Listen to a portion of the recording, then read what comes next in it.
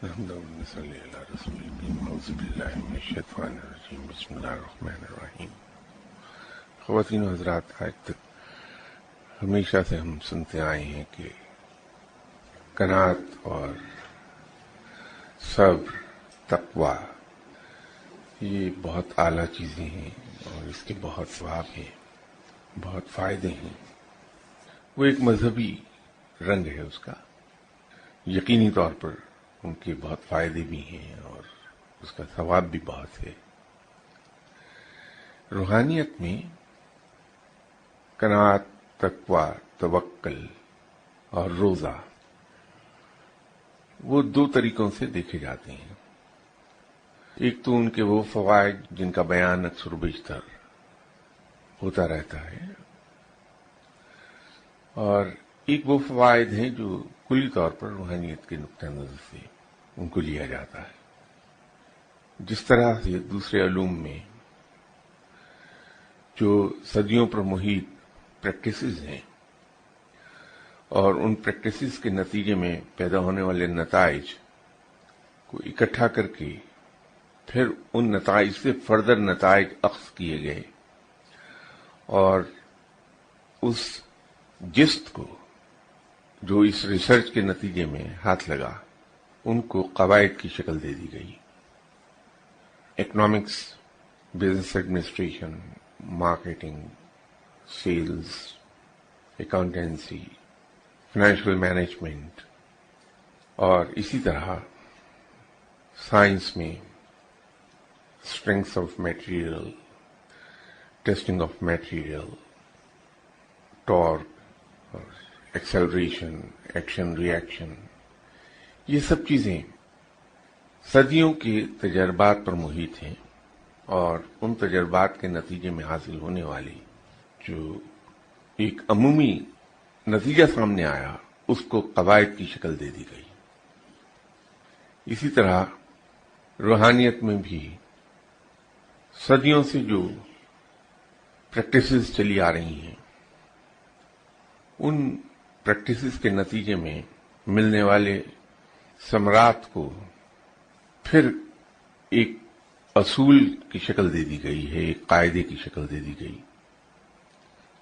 اب قناعت ہم سب جانتے ہیں کیا ہے، یہاں بھی اس موضوع پر دو بغیر بحث ہوئی، لیکن روحانیت میں قناعت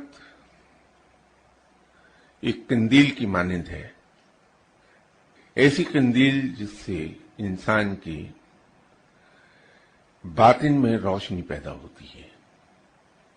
قناعت ایک ایسا حربہ ہے جس سے انسان کے اندر ایسی شجاعت پیدا ہوتی ہے جس سے وہ حرص و لالچ، طمع، ان سے وہ بڑی آسانی سے لڑ لیتا ہے۔ روحانیت کے اندر جس طرح سے کینہ، بغض، غیبت زہر قاتل ہیں، اسی طرح سے حرص و طمع اور لالچ انسان کو عرش سے زمین پر لے آتی ہیں۔ روحانیت کبھی پھل پھول ہی نہیں سکتی جب تک کہ کسی بھی شخص کے دل میں حرص، طمع اور لالچ موجود ہو۔ تو قناعت سے، یا یوں کہیے کہ قناعت وہ ہتھیار ہے جس سے ہم حرص و طمع اور لالچ سے لڑ لیتے ہیں۔ قناعت وہ شجاعت ہے جو ہمیں حوصلہ دیتی ہے کہ ان چیزوں کے خلاف ہم لڑ لیں۔ تو یہ روحانی توجیہ ہے، اس لیے جتنے فقیر ملیں گے وہ قناعت پسند ہوں گے۔ کبھی کوئی فقیر کسی کی جیب کی طرف نہیں دیکھتا، کسی کے ہاتھ کی طرف نہیں دیکھتا، کسی کے محلات کی طرف نہیں دیکھتا، وہ اپنی دنیا میں مگن ہوتا ہے۔ وہ خواہ دنیا دار فقیر ہو یا دنیا ترک دنیا کی وہ فقیر، کبھی کسی چیز کی طرف آنکھ اٹھا کے دیکھتا نہیں کہ دوسرے شخص کے پاس کیا ہے، کیونکہ اسے کوئی چیز بھاتی ہی نہیں۔ وہ لڑ کے اپنے اندر سے ایسی خواہشات تمام کی تمام دور کر چکا ہوتا ہے جس سے کبھی طمع یا حرص یا لالچ پیدا ہو جائے۔ قناعت ایک کام اور کرتی ہے روحانیت میں کہ وہ ضمیر کو روشن کر دیتی ہے. جس شخص نے قناعت کر لی اسے کسی چیز کی حاجت نہ رہی، اور جس کو کوئی حاجت نہ رہی اس کو کسی تدبیر کی حاجت بھی نہیں رہتی، وہ تدبیر سے دور ہو جاتا ہے. جو کچھ رب تعالیٰ نے اسے عطا کر دیا اس نے اپنا مقدر سمجھ کے اسے لے لیا اور اسی میں زندہ رہا. ایک قناعت روحانیت میں کتنے فائدے دے جائے گی؟ ایک تو ہمارا باطن روشن کر دیتی ہے، ہمارے ضمیر کو روشن کر دیتی ہے، ہمیں کسی چیز کی حاجت نہیں رہتی اور ہم تدبیر حاجت سے دور ہو جاتے ہیں. طمع و لالچ ہمارے دل سے جاتا رہتا ہے، اور جب طمع و لالچ چلا گیا تو حسد خود بخود دل سے ختم ہو گیا. پچھلی مرتبہ تقوی کا ذکر ہوا تھا، اس سے پہلے بھی کئی بار تقوی کا ذکر ہوا، لیکن روحانیت میں تقوی ہمیں کیا فائدہ پہنچاتا ہے اس کا کہیں ذکر کبھی ہوا نہیں.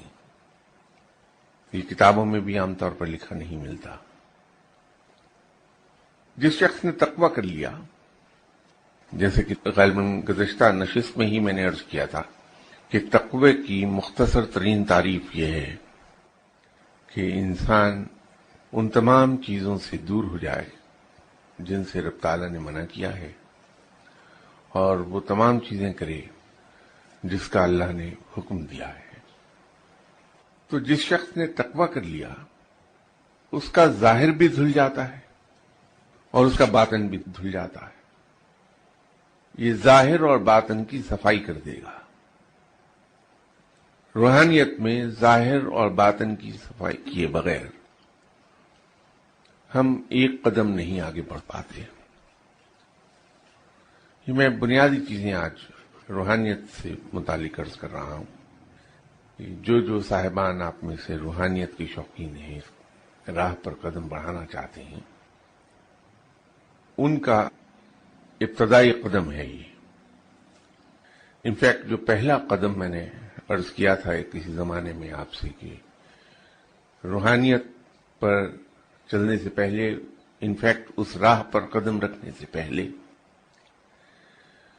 جو کام ہمیں کرنا پڑے گا وہ یہ ہے کہ ہم ایک بات کی پریکٹس کر لیں، اور وہ زیادہ مشکل نہیں، بہت آسان کام ہے، بڑی آسانی سے ہو جاتا ہے، کہ کوئی شخص ہمیں خواہ کتنا ہی بڑا نقصان پہنچا دے، کوئی ہماری جڑیں کتنی ہی کیوں نہ کاٹ لے، کوئی شخص ہمیں کتنا برا بھلا کیوں نہ کہے، ہمارے خلاف پروپیگنڈا کیوں نہ کرتا رہے، ہمیں ہمارے سامنے گالیاں دے کر چلا جائے، ہم اس کے خلاف اپنے دل میں کوئی بغض یا کوئی کینہ یا کوئی برائی نہ آنے دیں، ہمارا دل اس کی طرف سے صاف رہے. یہ تو روحانیت کی راہ پر قدم رکھنے سے پہلے کی سٹیج ہے کہ اگر ہم یہ فیصلہ کر لیں کہ ہم روحانیت کی راہ پر چلیں گے تو پھر سب سے پہلے ہمیں اس پہ عمل کر لینا چاہیے. اور روحانیت کی راہ پر قدم رکھنے سے پہلے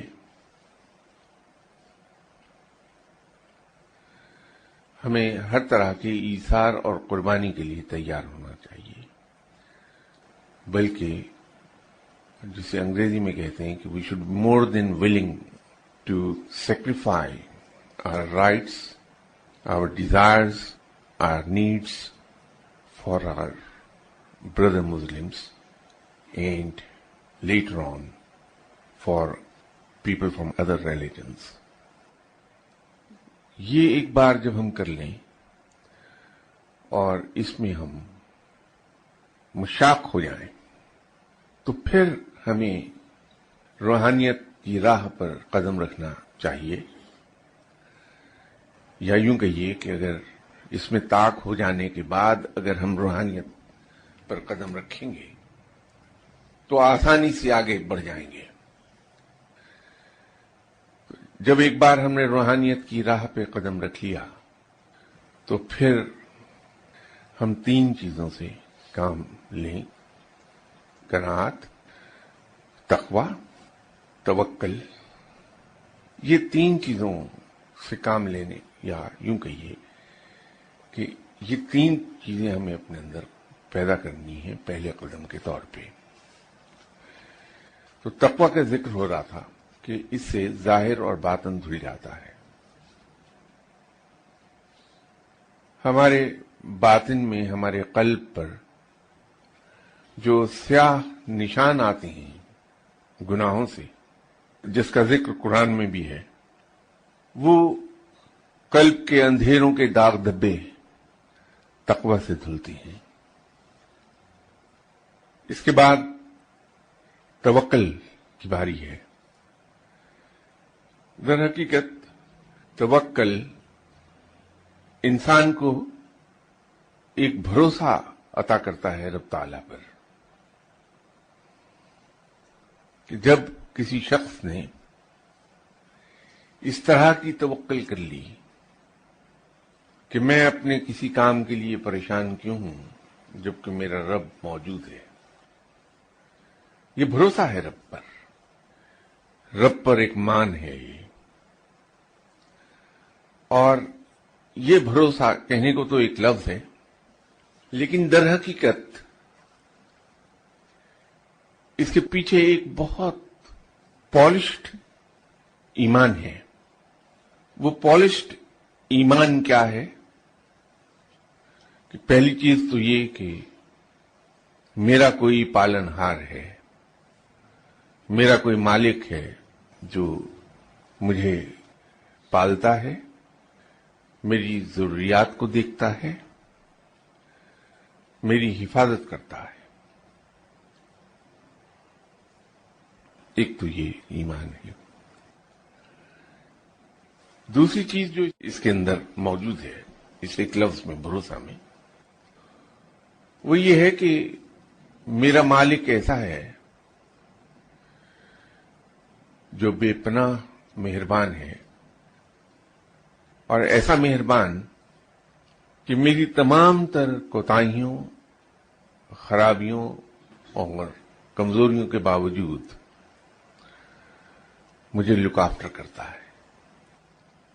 پھر ایک چیز اور اس کے پیچھے موجود ہے جس کے اندر تشکر بھی ہے اور امید بھی ہے۔ وہ یہ ہے کہ میرا رب مجھے آج تک لک آفٹر کرتا آیا ہے، مجھے پالتا رہا ہے آج تک، میری ضروریات پوری کرتا رہا ہے آج تک، اور وہ آئندہ بھی پوری کرے گا۔ پہلا حصہ اس کا تشکر ہے۔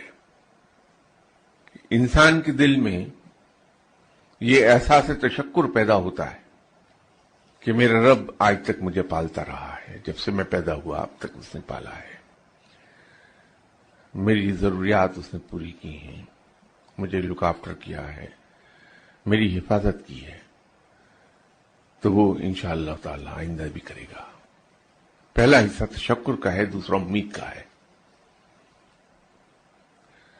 یہ دو چیزیں رب تعالیٰ نے اپنے بندوں سے بہت چاہی ہیں، کہ اس کے شکر گزار ہو جاؤ اور اس سے مایوس نہ ہو۔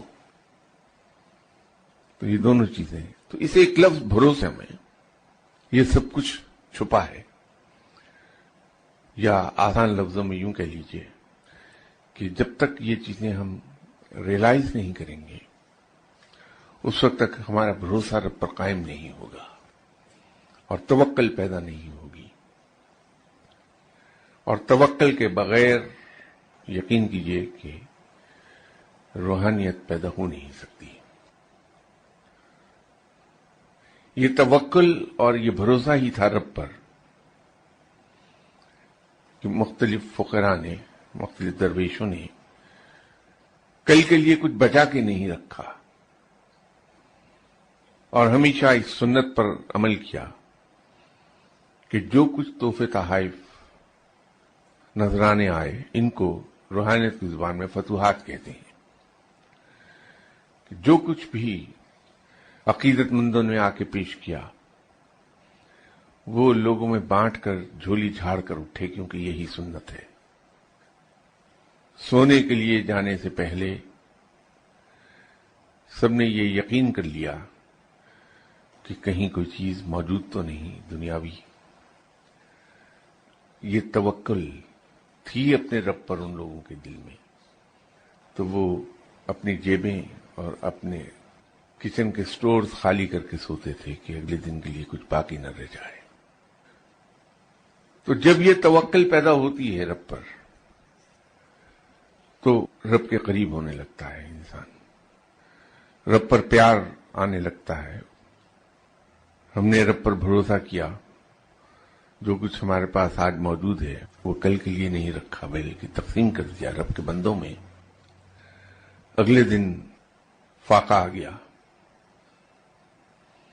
اب اندر دل یہ کہتا ہے کہ یہ کبھی ہو نہیں سکتا کہ میرا رب مجھے بھوکا رکھے، وہ تو پالنے والا ہے۔ فیکٹس آن گراؤنڈ یہ ہیں کہ فاقہ چل رہا ہے۔ سڈنلی کسی مخالف کے یہاں ہی سے کھانے پینے کی چیزیں آتی ہیں یا کوئی نذرانہ آتا ہے، تو انسان رب کی قدرت پر اشش کرتا ہے کہ میرے رب نے اس جگہ سے مجھے رزق عطا فرمایا جہاں سے مجھے کوئی توقع نہیں تھی۔ تو یہ حمد و ثنا میں مبتلا ہو جاتا ہے بندہ۔ جب کئی فاقوں کے بعد رب کے فراہم کردہ رزق سے پیٹ بھرتا ہے تو شکر کا جذبہ بہت شدت سے بیدار ہوتا ہے۔ یہ سب وہ چیزیں ہیں جو رب کے قریب لے جائیں گی ہمیں۔ تو یہ توکل ایسی چیز ہے کہ اس کے بغیر ہم وہاں تک پہنچ نہیں پاتے۔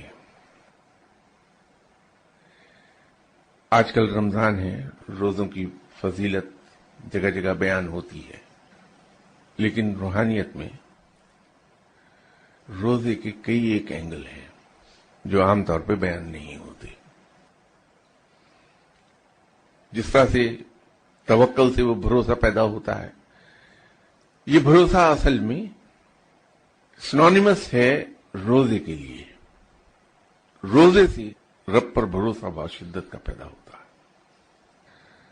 اگر آپ مطالعہ کریں تمام مذاہب کا، جو نون ہسٹری سے لے کے آج تک انٹروڈیوس ہوئے ہیں مذاہب، خواہ وہ الہامی ہیں یا غیر الہامی، سب کے اندر روزے کو بنیادی حیثیت حاصل ہے۔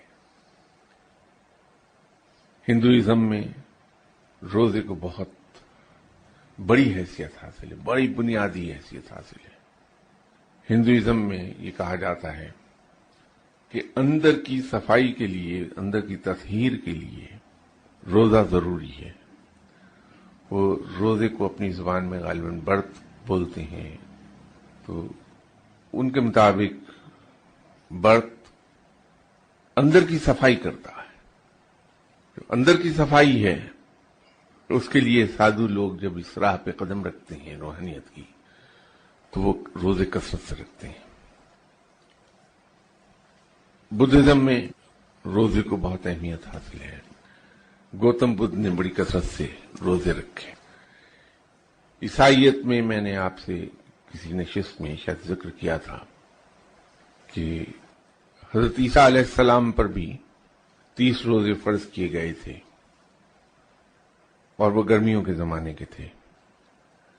وقت گزرنے کے ساتھ ساتھ وہاں کے پادری اور مذہبی لیڈرز اسے ماڈیفائی کرنے لگے، چونکہ فلسطین اور ارد گرد کے علاقوں میں گرمی بے پناہ پڑتی ہے، تو ان کے مذہبی لیڈروں نے، علماء کرام نے، عیسائیوں علماء کرام نے یہ فیصلہ کیا کہ روزے چونکہ گرمی میں انسانی صحت کے لیے مضر ہو جاتے ہیں، رکھے نہیں جا سکتے، یہ ان کا خیال تھا۔ اس لیے روزوں کو بجائے گرمی کے سردی میں منتقل کر دیا جائے تاکہ روزے رکھنے میں سہولت ہو، اور اس تبدیلی کے بدلے میں انہوں نے از خود روزوں کی تعداد 30 سے بڑھا کر 40 کر دی۔ ان کی یہاں ایک بادشاہ جس کا نام میرے ذہن سے محو ہو گیا ہے، ان کا کوئی دنیاوی کام تھا، تو اس کام کے ہونے کے لیے اس بادشاہ نے منت مانی کہ اگر میرا یہ کام ہو گیا تو میں 7 روزے رکھوں گا۔ رب تعالیٰ کی رحمت سے وہ کام ہو گیا، تو اس عیسائی بادشاہ نے 7 روزے رکھے۔ اس کی پیروی میں تمام عیسائیوں نے وہ 7 ایڈیشنل روزے رکھنے شروع کر دیے، تو یوں ان کے روزوں کی تعداد 47 ہو گئی۔ کچھ عرصے کے بعد کسی اور بادشاہ کا کوئی کام اٹکا، اس نے 3 روزوں کی منت مان لی۔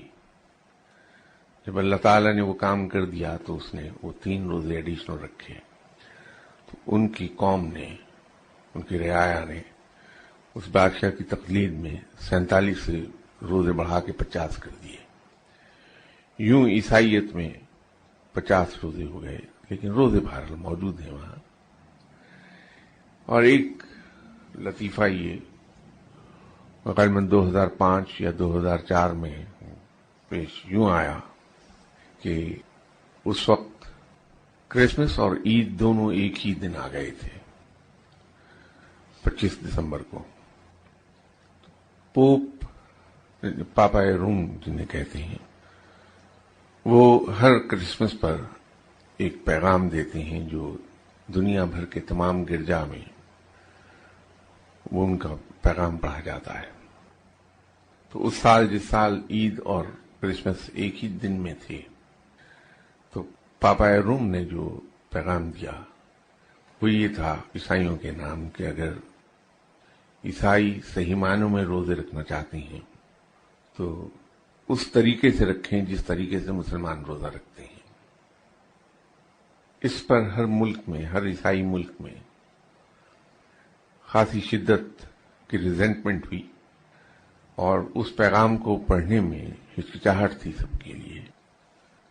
لیکن چونکہ پاپا روم کا پیغام تھا تو میٹنگز کے بعد بالآخر یہ فیصلہ ہو گیا کہ کرسمس کی سروس میں یہ پیغام پڑھ لیا جائے گا، اور وہ تمام گرجاؤں میں پڑھ دیا گیا تھا۔ یہ تو ایک ضمنی بات شروع ہو گئی، لیکن عیسائیت میں بھی ہیں روزے، یہودیوں کی یہاں بھی روزے ہیں۔ کوئی سا بھی مذہب آپ اٹھا کے دیکھیں گے اس میں روزے موجود ہیں۔ اس کی ایک بنیادی وجہ یہ ہے کہ توکل کے ضمن میں جس بھروسے کا ذکر میں کر رہا تھا، یہ بھروسہ صحیح معنوں میں اگر آتا ہے تو روزے سے آتا ہے۔ حضرت نظام الدین اولیاء رحمۃ اللہ علیہ انتہائی بلند پایا بزرگ گزرے، ولایت میں بڑا نام پایا۔ آپ کا یہ معمول رہا کہ ہر روز روزہ رکھتے تھے، نفلی روزہ، ما سوائے عید کے جو جہاں روزہ منع ہے۔ ایک بار انہیں یہ احساس ہوا کہ میرا جسم اور میرا نفس مسلسل روزے رکھ رکھ کے عادی ہو گیا ہے، اور مجھے اب روزہ محسوس نہیں ہوتا۔ جو ہی یہ احساس ہوا تو حضرت نظام الدین اولیاء نے آلٹرنیٹ ڈیز پر روزہ رکھنا شروع کر دیا، تاکہ ایک دن جب جسم کو کھانے کو ملے، پینے کو ملے پورا دن، تو اگلے دن جب روزہ رکھیں تو ان کا جسم اور ان کا نفس کھانے پینے کے لیے مانگے، اور اس پر وہ جبر کریں۔ اس جبر کے ذریعے سے روحانی ان کی ترقی ہوگی۔ تو آخری کچھ سال جناب حضرت نظام الدین اولیاء رحمۃ اللہ علیہ صاحب نے آلٹرنیٹ ڈیز پر روزے رکھے ہیں، مسلسل چھوڑ دیے تھے روزے۔ وہ بزرگ جو روحانیت میں مستند نام ہیں، ان کے یہاں روزوں کا یہ مقام رہا کہ اپنی روحانی ترقی کے لیے وہ مسلسل روزے رکھتے تھے، اور جہاں یہ احساس ہوا کہ ان کا جسم اور نفس دونوں اس کے عادی ہو گئے ہیں، اور ان کا جسم اور نفس دونوں اسے as a matter of routine لینے لگا ہے، نہ بھوک محسوس ہوتی ہے نہ پیاس، تو وہ پھر آلٹرنیٹ ڈیز پر چلے جاتے ہیں تاکہ جسم عادی نہ ہونے پائے۔ اسی طرح روحانیت میں روزے کو باطنی عبادت کہا جاتا ہے. یہ باطن کی عبادت ہے، ظاہر کی نہیں ہے، کیونکہ اس کے تمام فوائد ہے ہی باطنی، ظاہر سے کوئی تعلق نہیں اس کا. چونکہ اس کے فوائد باطنی ہیں تو یہ کہا جاتا ہے کہ جو رب تعالیٰ نے یہ کہا کہ روزہ میرے لیے ہے اور میں ہی اس کا اجر عطا کرتا ہوں، تو وہ اسی نسبت سے ہے کہ انسان کے باطنی فوائد، روحانی فوائد اس قدر ہیں کہ اس کا اندازہ وہی شخص کر پائے گا جو اس پروسیس سے گزرتا ہے کہ اس سے روحانیت کو ترقی کتنی تیز ملتی ہے. اس کے اندر چونکہ باطنی بالیدگی آتی ہے، اس سے روح کی بالیدگی ہے، اس سے انسان اپنے نفس کو کنٹرول میں کر لیتا ہے، غیبت نہیں کسی کی کرتا، کسی کو برا بھلا نہیں کہتا، کسی کی گالی کے جواب میں گالی نہیں دیتا، کسی پر شاؤٹ نہیں کرتا، غصے کو دبا لیتا ہے. یہ سب روزے کے آداب ہیں، ہونے چاہیے. اور انہی سب چیزوں سے نفس کا تعلق ہے، اور بہت سی چیزیں جنہیں میں گنوا نہیں رہا. میں یوں کہیے کہ اصلی روزہ وہ ہے جس میں آنکھ کا روزہ بھی ہے، کانوں کا روزہ بھی ہے، زبان کا روزہ بھی ہے، منہ کا روزہ بھی ہے، ہاتھوں کا روزہ بھی ہے، اور پاؤں کا روزہ بھی ہے. ان سب کو اگر جمع کر لیں تو روزہ بن جائے گا. کہ انسان اپنی زبان روک لیتا ہے فحش گوئی سے، کسی کی غیبت کرنے سے، کسی کو برا بھلا کہنے سے، گالی دینے سے، تو یوں میں اسے کہہ رہا ہوں کہ زبان کا روزہ ہے.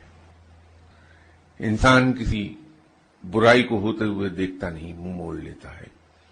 کسی کو گناہ کرتے ہوئے دیکھتا ہے تو منہ ایک طرف کر لیتا ہے کہ میں اسے دیکھوں نہیں تاکہ میں اس پر گواہ نہ ہو جاؤں.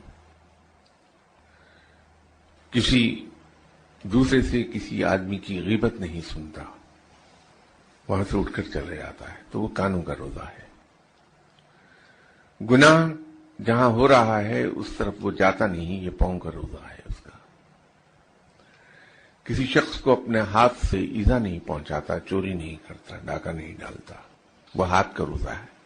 یہ میں نے اس لیے یہ ٹرم استعمال کی کہ روزہ مکمل نہیں ہوتا، یا یوں کہیے کہ روزہ اصل میں مشتمل ہے انسان کی آنکھ کے روزے سے، اس کی زبان کے روزے سے، اس کے کان کے روزے سے، اس کے ہاتھوں کے روزے سے، اور اس کے پاؤں کے روزے سے. جب انسان کے یہ تمام اعضاء روزہ رکھ لیتے ہیں تو انسان روزے سے ہو جاتا ہے. تو انسان اپنے نفس کو کنٹرول میں رکھتا ہے ہر طریقے سے. جب انسان اپنے نفس کو کنٹرول میں رکھتا ہے اور رب کی عبادت کرنے لگتا ہے تو روحانیت کی راہ تو خود ہی طے ہونے لگی. یہی تو روحانیت کی راہ ہے کہ نفس کو انسان کچلتا جائے اور رب کو یاد کرتا رہے. روحانیت حاصل کر لیتا ہے انسان. اس لیے روحانیت میں روزے کو آدھی طریقت کہا جاتا ہے. صرف اکیلا ایک روزہ آدھی طریقت کہلاتا ہے. اس کی وجہ یہی ہے.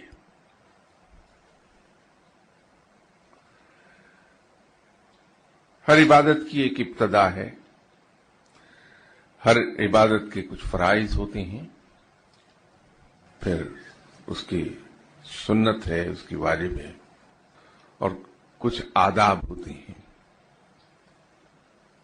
عجیب اتفاق یہ ہے کہ کوئی عبادت اپنی تکمیل کو نہیں پہنچتی جب تک کہ روزہ اس کا حصہ نہ ہو جائے. روزے کی اہمیت اتنی زبردست ہے کہ ہر عبادت کی تکمیل ہوتی ہی روزے سے ہے. سلسلہ چشتیہ میں، اگر اور کسی سلسلے میں ایسا ہوتا ہے تو میرے علم میں نہیں، لیکن سلسلہ چشتیہ کا مجھے معلوم ہے، ہر شاگرد کو اس کا مرشد 3 روزے رکھواتا ہے. مجھے نہیں معلوم آپ کے مرشد صاحب نے رکھوائے یا نہیں رکھوائے، لیکن ہر مرشد اپنے شاگرد کو 3 روزے رکھواتا ہے. اور 3 روزے اس قسم کے ہوتے ہیں کہ پہلے دن وہ افطار جو کرتا ہے وہ پانی سے افطار کرتا ہے، اور اگلے دن پانی ہی سے پھر سحر کر لیتا ہے. اس کے اگلے دن پانی کی مقدار کم کر دی جاتی ہے، افطار میں بھی اور سحر میں بھی 1 گھونٹ پانی. اور 3 دن کے روزے کے بعد پھر افطار انسان کر پاتا ہے کھانے کی چیزوں کے ساتھ. یہ روزہ تربیت کا حصہ ہے. کوئی بھی استاد اپنے شاگرد کو تکلیف میں اور مشقت میں ڈال کے خوش نہیں ہوتا، بلکہ یہ مقصد یہ ہوتا ہے کہ میرے شاگرد کی اندر کی صفائی پوری طرح ہو جائے. تو روحانیت میں روزے کی اہمیت اتنی زیادہ ہے کہ ایک تو اسے آدھی طریقت کہا گیا، دوسرا یہ کہا جاتا ہے کہ ہر عبادت کی تکمیل روزے پر ہوتی ہے. اب روزے کے اور تو فوائد ہم اخباروں میں، رسالوں میں اور کتابوں میں پڑھتے رہتے ہیں. اس کے بہت سے فوائد ہیں روحانیت میں، لیکن 3 فوائد میجر فوائد ہیں اس کے جو ہمیں روحانیت میں حاصل ہوتے ہیں. یا یوں کہیے کہ 3 ایسے فوائد ہیں جن سے روحانیت آگے بڑھتی ہے، ترقی کی منزلیں طے کرتی ہیں. پہلے فائدے کا تعلق اخلاق سمدیت سے ہے. یہ اخلاق سمدیت کی بجائے میں اخلاق رب بھی کہہ سکتا تھا، لیکن رب تو نام ہے اپنی تمام صفات کا، گرچہ اس کا رب ہونا بھی صفت ہے، لیکن یہ صفت گھیرے میں لیے ہوئے ہے اس کی تمام صفات کو. اور اللہ نام ہے رب کا، تو رب کی ایک صفت ہے صمد ہونا، بے نیاز ہے وہ. تو روزے کا تعلق اللہ کی صفت سمدیت سے ہے، بے نیازی ہے کہ نہ رب کھاتا ہے کچھ، نہ پیتا ہے وہ، نہ اسے اونگ آتی ہے، وہ بے نیاز ہے ان تمام چیزوں سے. تو جب انسان روزہ رکھتا ہے تو انسان کے اندر ایک کیفیت یہ آتی ہے شروع میں کہ وہ اپنے نفس کو ان تمام چیزوں سے روک لیتا ہے. اس کی راتیں بیدار ہوتی ہیں، اپنے رب کو پکارتا ہے راتوں کو، اس کی پشت بستر سے نہیں لگتی. کھانے پینے سے اپنے نفس کو وہ روکے ہوئے ہیں. دوسری اس کی جو نفسانی خواہشات ہیں اس سے اپنے آپ کو وہ روکے ہوئے ہیں. اس کی زبان ہر قسم کی یاوہ گوئی سے رکی ہے.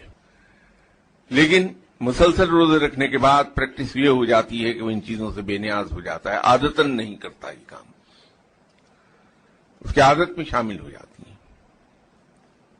تو اس لیے کہا جاتا ہے روحانیت میں کہ روزے کا تعلق اخلاق سمدیت سے ہے. یہ رب تعالیٰ کی سمد ہونے کی صرف سے اس کا تعلق بن جاتا ہے. دوسری روزے کے اندر رجوع کی صفت پیدا ہوتی ہے. رجوع کی صفت کیا ہے؟ کہ وہ اپنے رب کے احکامات کی طرف رجوع کرنے لگتا ہے کہ جن چیزوں کا حکم دیا گیا ہے وہ کرتا ہے اور جن سے روکا گیا ہے ان سے رک جاتا ہے. تو یوں انسان کے تمام اعضاء جن کا میں ذکر کر رہا تھا کہ روزہ اعضاء کے روزوں کا مجموعہ ہے، تو انسان کے تمام اعضاء ایسی چیزوں سے رک جاتے ہیں جن سے اللہ تعالی نے منع فرمایا ہے، اور ان سے رک کر انسان کے اعضاء رب کی طرف رجوع کرنے لگتے ہیں، ان سے وہ کام لیتا ہے جس کا حکم دیا گیا ہے۔ تو یوں یہ رب کی طرف رجوع ہو گیا۔ یہ دوسرا فائدہ ہے رب کا روحانیت میں، از خود چیزیں ہونے لگتی ہیں، شروع میں جبر اور ضبط کے ذریعے سے، اور بعد میں انسان عادتاً کرنے لگتا ہے، اس کا عادی ہو جاتا ہے، اور وہ اس سے خود بخود سرزد ہوتی چلی جاتی ہے۔ تیسرا فائدہ، عبودیت کے ذریعے سے ابد کے مقام تک پہنچتا ہے۔ بندہ اعلیٰ ترین مقام ہے انسان کا، کہ کوئی انسان اللہ کا بندہ ہو جائے۔ اور رب کا بندہ کون ہے؟ جو رب کی بندگی کرتا ہے، اس کے کہے ہوئے ایک ایک لفظ کی پابندی کرتا ہے۔ اسی لیے آپ صلی اللہ علیہ وسلم کے لیے رب نے بندے کا لفظ استعمال کیا کہ وہ لے گیا اپنے بندے کو۔ آپ کے معراج شریف کا جہاں ذکر ہے اس میں تو آپ صلی اللہ علیہ وسلم کے لیے لفظ بندہ استعمال کیا گیا کہ بندہ وہ ہے جو اس کی بندگی کر رہا ہے، اور بندگی رب کے احکامات کو غیر مشروط طریقے پر اور کلی طور پر نہ صرف ماننے بلکہ ان کو پورا کرنے کا نام ہے۔ تو روزے کے ذریعے سے انسان میں عبودیت آتی ہے، اور عبودیت کے ذریعے سے وہ ابد کے مقام تک جاتا ہے۔ یہ تین بڑے فائدے ہیں روحانیت میں روزے کے۔ باقی انشاءاللہ تعالی اگلی اتوار ذکر کریں گے اس کا۔